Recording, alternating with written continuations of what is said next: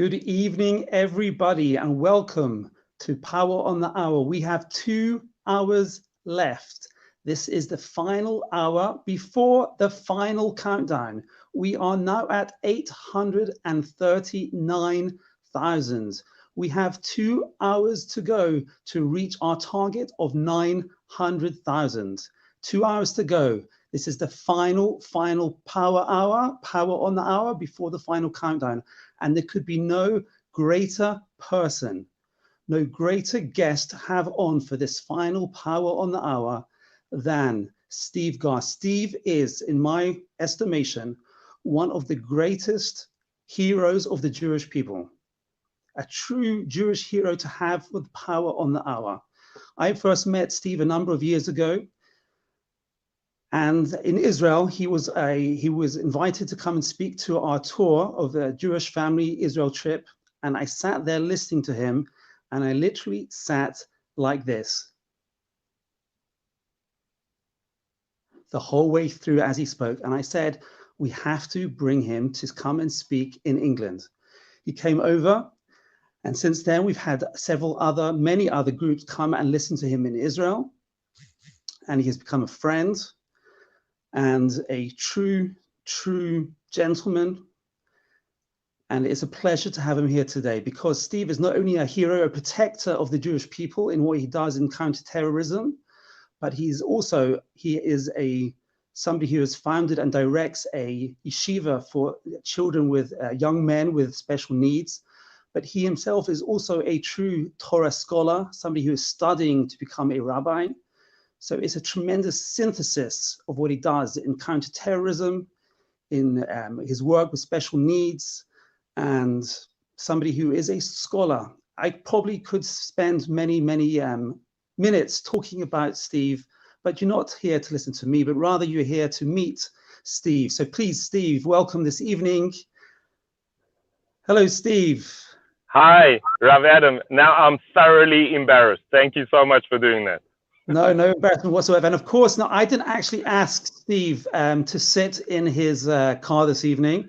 I said he could be at home, but Steve has actually just finished his shift this evening out in the cold, wet night here in Eretz Yisrael. They're 2 hours ahead of us, in full gear with all his guns on him. I asked him not to show his guns, but he has them there on him, anybody who's interested. Steve, first of all, how are you doing? How is Israel tonight, and how are you, and how is things there generally? So crazy flash floods. There were, what's happening in Israel now, thunderstorm, which was predicted for today around midday. It just started in the afternoon, and it's supposed to be for 2 days. So yeah, it's freezing cold. It's weird weather for this time of the year. But not talking about the weather, I think what everyone's going through over here, Corona, the whole situation worldwide, not just here in Israel.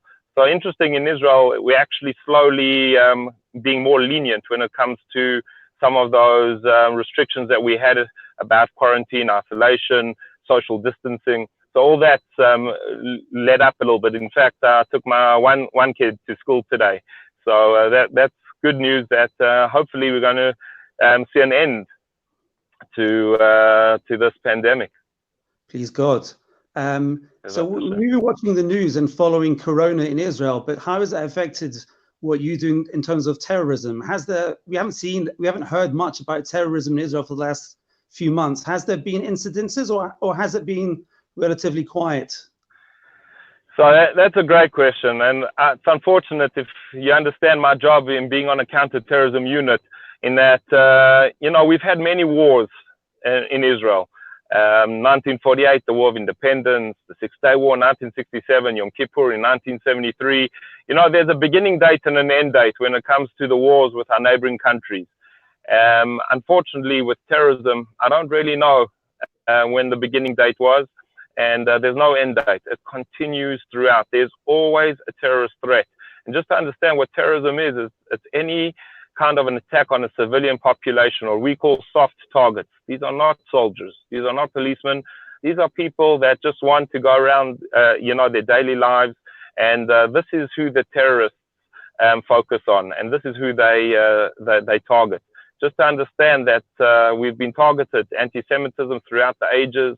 If it's the pogroms, if it's the Greeks, the Romans, they don't only fight our soldiers, they fight our weakest. And it's an honor for me to be on a counterterrorism unit, to protect Jews, to protect Israelis, to be here living in Israel. As you can hear, I come from South Africa. I'll tell you that just having me on, and if I might digress just for just a second, that you know, having me speaking and in this very, very important event that you put on, it's just so fantastic for me. Really, it's a huge privilege. Not only because Seed has done is and does so much. I understand it's 40 years of really commitment to the Jewish people, to Jewish values, which is something just phenomenal. I was so surprised to see me on the same flyer that was publicized as the Chief Rabbi of South Africa. That's actually, you got the accent, that's where I come from. And it's a huge honor for me to be the final speaker for this incredible event. And, you know, to speak with someone like, on the same panel as someone like Rav Warren Goldstein. In fact, that's how I began in counterterrorism. And when I was in South Africa, a young man who just left high school, I served on a protection detail for the previous Chief Rabbi of South Africa, Rabbi Cyril Harris. And Rav Goldstein took over from him. I remember Rav Goldstein then being an incredibly dynamic and very inspirational rabbi, and nothing's changed. He's still so dynamic. Just hearing him speak, seeing not only what he's done for Jewry in South Africa, but worldwide. I was invited to the UK for the Shabbos project, and that was a brainchild of Rav Goldstein. So it's a huge honor for me, and I really want to thank you for this opportunity to speak at this special event.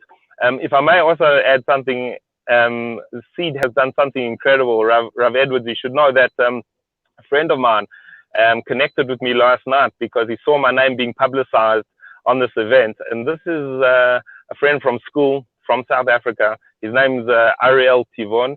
And he called me up and he said, Steve, you know, I hear you speaking.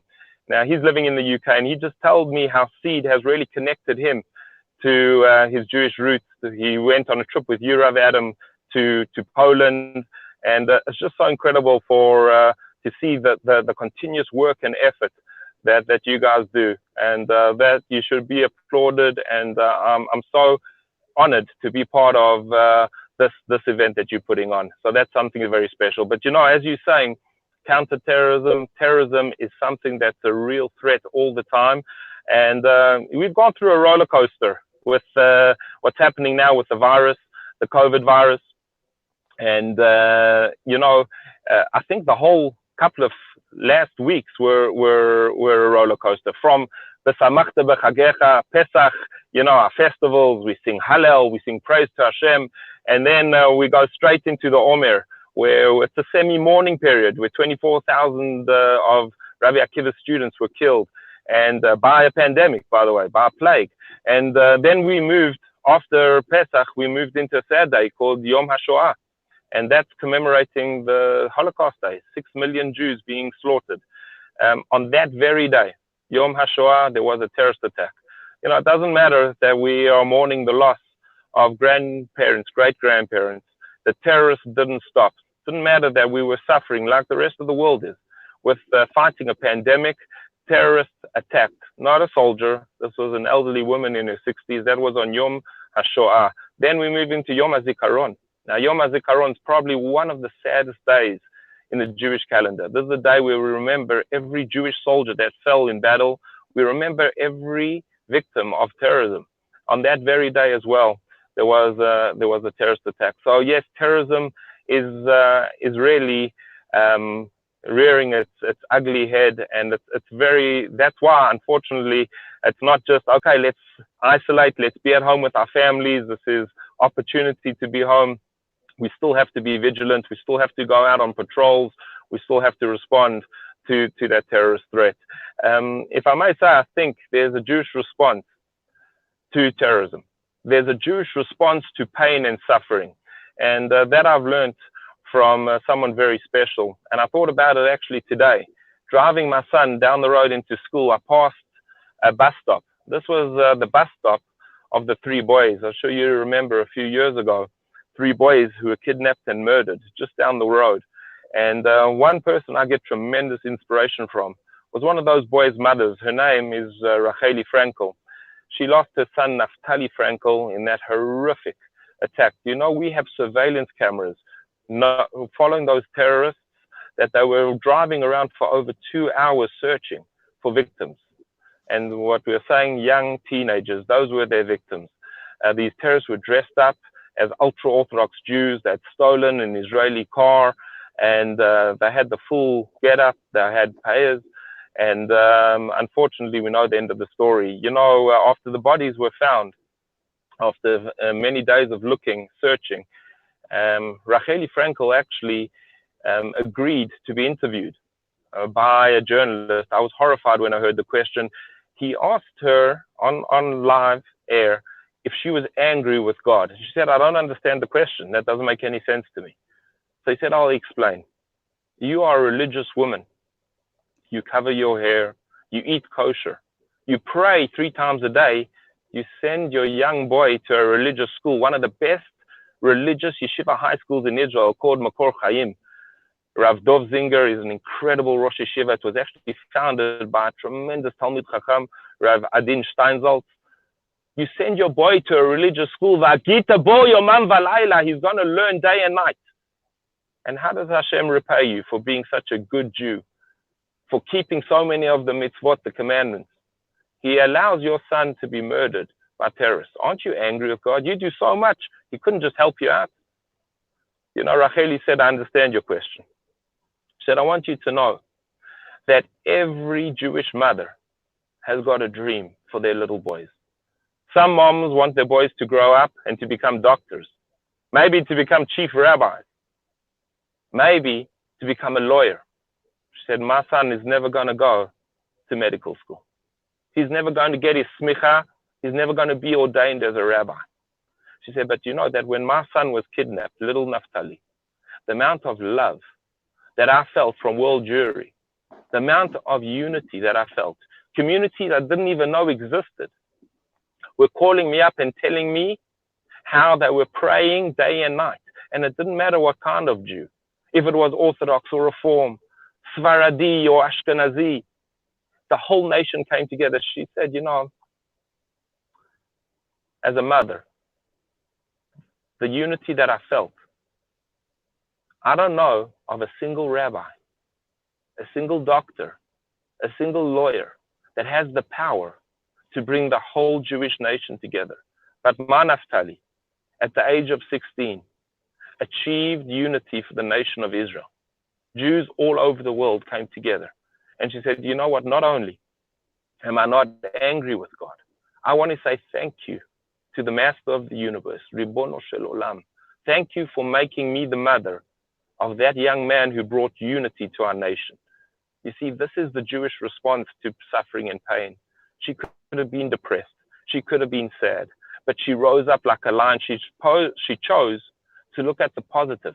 She chose to see how Jews felt each other's joy, there's no question. But we can also feel each other's pain. And when we are together, when we connect to one another, it's that deep connection, that deep unity that gave her so much strength. That strength is how she responded. Get up like a lion. Amkalavi yakum, we nation that rise to the challenge. I felt a little bit guilty when I'm thinking about incredible women like Racheli Frankel. I felt guilty when I thought about Yom HaShoah, and I saw on the panel people talking Holocaust survivors. You know, I felt guilty complaining about my Pesach Seder, because this year it was a difficult Seder. I'm sure for everyone, not just here in Israel, in the UK as well. You know that this Seder, we didn't have the grandparents. Saba and Safta, Buba and Zaida weren't with us.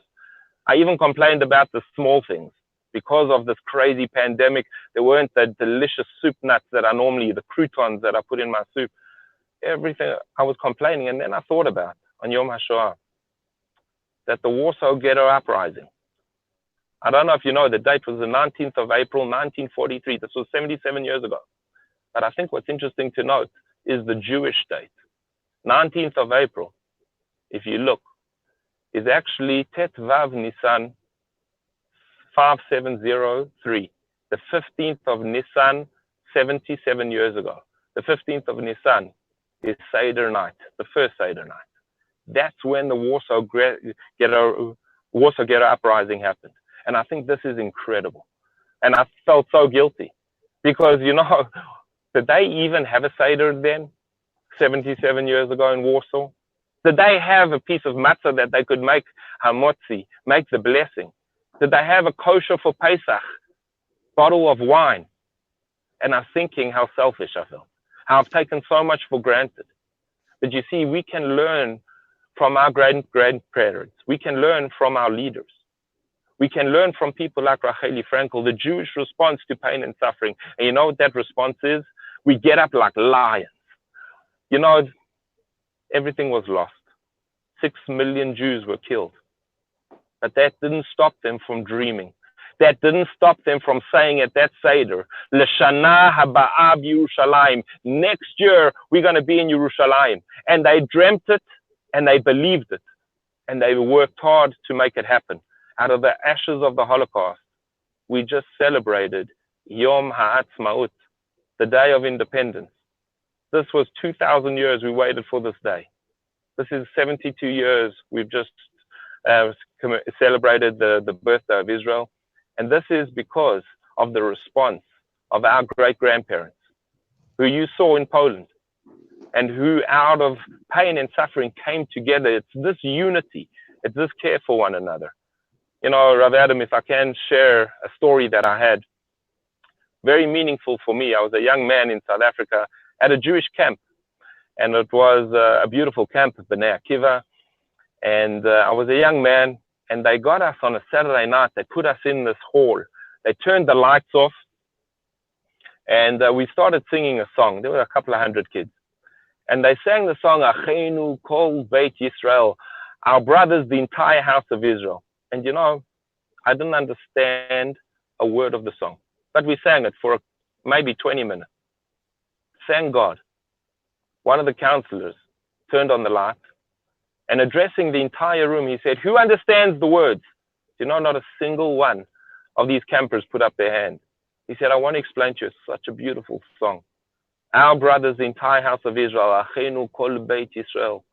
If they are in trouble, if they are in distress, if they are in pain or suffering, Hamakom Yerachem Alehem Hashem, please have mercy on them. He turned off the lights. And I remember being a young man in South Africa, never have visited the land of Israel. But this time, when they turned off the lights and we sang Achenu, understanding the words, I thought of my brothers standing here in the land of Israel. That if they are in trouble, if they are in distress, if they are in pain, Hamakom Yerachem Aleim. I remember the tears streaming down my face. You know, it happened a couple of years later. I found myself standing on the border of Israel and Lebanon. I'm wearing a bulletproof vest like I am now. Underneath my bulletproof vest, on my chest, it said IDF, Tzahal, Tzva Haganah Israel, the Israeli Defense Force. And I was doing the midnight shift with a good friend of mine, his name's Shlomo, and we were singing every song that we could just to pass the time. It was freezing cold, it was snowing outside. And as we were patrolling up and down the border, we sing every song, and we came to the song Achenu. As he started singing Achenu, all of a sudden, you know, music has this ability to transcend. And all of a sudden, I was a little boy standing in Bnei Akiva camp, and it was crazy for me to think about that. Because that thought I had when I was a young man in South Africa was for the soldiers standing on the border. Now I am a soldier standing on the border of Israel. And I turned to Shlomo and I said, Shlomo, tell me something. When you sing these words, obviously as an Israeli, he understood it. I said, what do you think about? He said, Steve, it's obvious. I'm a Jew living in Israel. I've never actually left. But I know that there are Jews living outside of Israel, where it's hard to be a Jew, where there's assimilation, where there's anti-Semitism, in a country that doesn't have an IDF. And if those Jews are in pain, if they are in suffering, Hamakom Yerachem Alehem Hashem, please have mercy on them.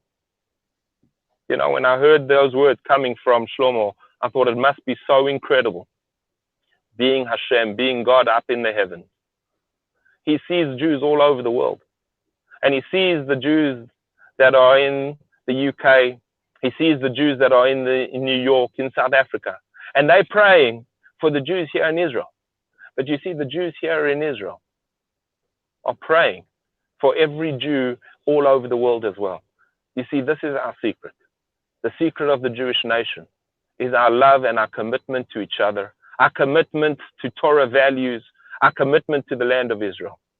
That we said for thousands of years, L'shana haba'a Yerushalayim, next year we're going to be in Yerushalayim. And I think it's that commitment we're celebrating by Seed. Seed is committed for the last 40 years to those incredible values, those values of Jews connecting to their roots, to who they are, to the Torah. And I think it's so unbelievable that we have organizations that are committed to this cause and that are making it happen. And I'm very proud that I've had the opportunity to be a little bit of part of this organization, taking tours in the Gush Etzion, if it was speaking in Edgeware, wherever it might be. Seed is active. Seed is going out and connecting Jews to their roots, to their ancestral homeland, the land of Israel, and to such an important aspect of being a Jew, to the Holy Torah, to something that makes us and keeps us. So I want to thank you for having me, thank you for allowing me to talk on this very, very special event. Steve, it's our pleasure. It's really it's an honor and a pleasure to have you. If it was up to me, I would say keep talking, please. You know, I've got a list of stories in my mind that I know you can tell, and I would love to hear them. But I guess the answer is we just have to bring everybody who's watching. They just have to come to Israel to hear you tell the stories, right? Bezrat Hashem, as soon as this corona is over, and you know, when we do stand together, when we have that unity, we can bear anything. If it's anti-Semitism, if it's terrorism, if it's a pandemic, you know, looking out for each other. And you know, for many, many years, I know whenever there's an attack in Israel, the communities in the UK are praying for us. As I said to you in the beginning, Israel, I think, is on the up. Bezrat Hashem, with God's help, we're going back. We slowly exiting isolation. I think it's time that Israeli Jewry pray for Jews all over the world, in the UK. I'm horrified about the numbers, but to know that we can feel each other's pain and that we can look out for one another. So absolutely, we're in it together. Amen. Amen. Thank you so much for joining us. Really appreciate it. It's been lovely to see you, even in the dark in your car. Great news. As we've been talking tonight, we've hit £850,000. We have an hour and a half, just over an hour and a half, to raise £50,000 more. We can do it. We're going to do it. At 9 o'clock, you must join us for the final countdown. It is going to be the most amazing, fantastic, exciting hour of your life, possibly an amazing hour full of all the Seed educators, lots of the Seed educators. There's going to be a challah bake with the Rebbetzin Dove. There's going to be a Q&A with Rabbi Herman. There's going to be an exciting competition with a fantastic prize that you will not want to miss. There's going to be an opportunity to see highlights of the entire Power on the Hour event. Fantastic highlights from Rabbi Goldstein to Shlomi Gertner to Leah Kaufman to, of course, Steve Garr. There's going to be clips. There's going to be everything that we have done over the past 30 hours. And of course, there's going to be the opportunity to celebrate with us hitting the jackpot of £900,000. Please God, we're going to make that happen in the last hour between 9 and 10 o'clock. Please help us make that happen. Only £50,000 left to go. Join us at 9 o'clock for the last hour, the final countdown. We'll see you then.